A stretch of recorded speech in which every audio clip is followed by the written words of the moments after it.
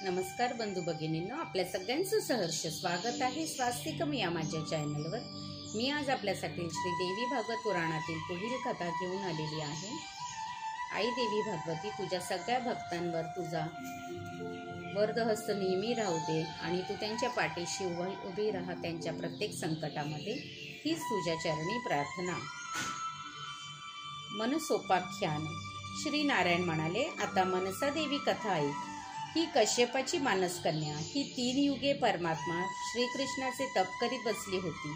त्यामुळे ती शरीराने क्षीण झाली। जरत्कारु हे नाव पडले। गौरी या नावानेही ही ओळखली जाते।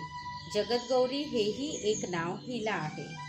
भगवान शंकराची शिष्या म्हणून शैवी असेही एक नाव हिला दिले जाते।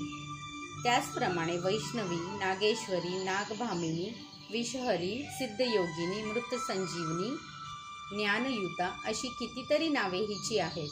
ही मुनिवर आस्तिक यांची जननी होय।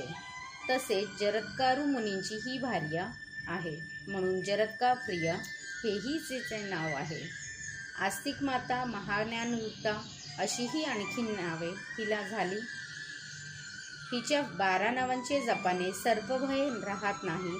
जपाने सिद्ध झालेला मनुष्य विष भक्षण करण्यासही सिद्ध होतो।